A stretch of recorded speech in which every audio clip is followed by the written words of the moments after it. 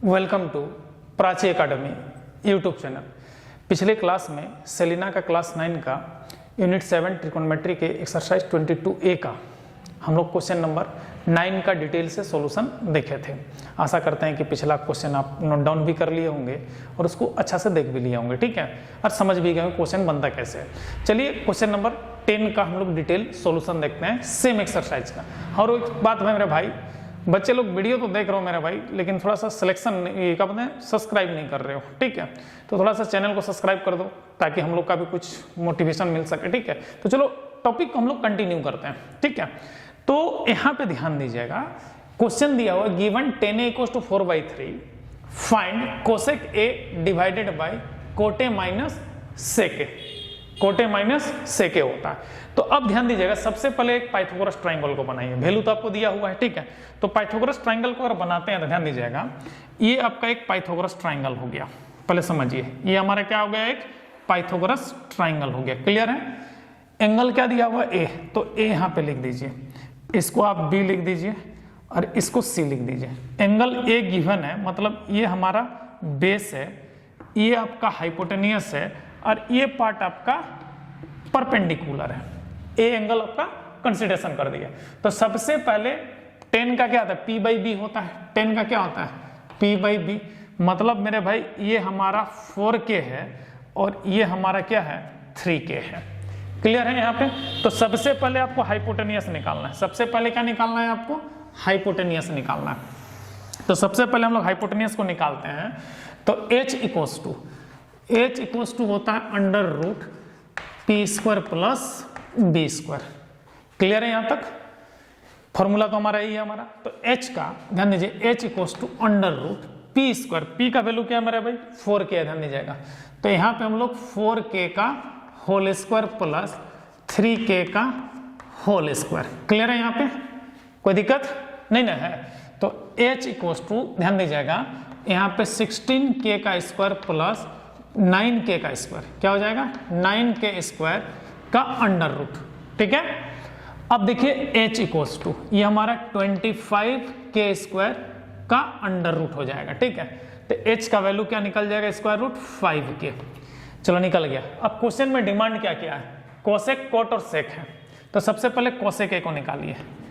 Cosec A equals to H/P। क्या होता है, H/P होता है। तो H का वैल्यू क्या, ध्यान दीजिएगा, H का वैल्यू 5K और P का वैल्यू है 4K, कट जाएगा। तो कोसेक ए हमारा 5/4 निकल गया। कोसेक ए हमारा क्या निकल गया, 5/4। अब कोट ए को निकालिए पहले। Cot A equals to B/P। B हमारा कितना है, 3K है, 3K और P हमारा 4K है, कट जाएगा। तो कोट ए आपका निकल जाएगा 3/4। एक कोट ए निकल गया यहाँ पे कोसेक ए निकल गया। अब ध्यान दीजिएगा नेक्स्ट फेज पे, अब हमको क्या निकालना है मेरे भाई, सेक ए। हमारा नेक्स्ट फेज क्या है, सेक ए का है। तो सेक ए होता है H/B। सेक ए क्या होता है, H/B होता है। तो सेक ए इक्वल्स टू H/B। तो यहाँ पे वैल्यू को बैठा दो। H का वैल्यू कितना है, 5K और B का वैल्यू कितना है, 3K, कट जाएगा। तो 5/3 सेक ए का भी वैल्यू निकल गया। अब क्वेश्चन क्या है, देखिए यहाँ पे क्वेश्चन क्या है, cosec A divided by cot A minus sec A, यही है ना क्वेश्चन मेरे भाई। अब देखिए सारा वैल्यू आप निकाल चुके हो, कोसेक, कोट और सेक का, खाली अब वैल्यू को बैठाना है। तो ये आपका मेन फ्रैक्शन है, ये आपका मेन फ्रैक्शन है। कोसेक का वैल्यू क्या है, 5/4। तो यहाँ पे आपका 5/4 फिट हो गया। कोट का 3/4 है, तो यहाँ पे 3/4 फिट हो गया, माइनस ये क्या हो जाएगा, 5/3 फिट हो जाएगा यहाँ पे, ठीक है। तो यहाँ पे ये मेन फ्रैक्शन है, ये 5/4 हो गया। यहाँ पे एलसीएम लेंगे 12, तो ये 9 होगा और यहाँ पे 20 होगा। यहाँ पे 9 होगा और यहाँ पे क्या होगा, 20 होगा। देखो अब यहाँ पे, अब आगे देखते हैं, ठीक है। तो मेरे भाई इसको अगर हम लोग रिजॉल्व, देखो यहाँ पे सॉल्व करेंगे, पहले समझो। तो ये 5/4 तो ऑलरेडी है पहले से, ठीक है। ये आपका मेन फ्रैक्शन है, ठीक है। 9 में 20 माइनस होगा तो -11 आएगा, तो ये -11/12, तो हमारा क्या हो जाएगा -5/4 इंटू 12/11, कटेगा क्या, कट जाएगा, 4 1 जा 4, 4 3 जा 12, ठीक है।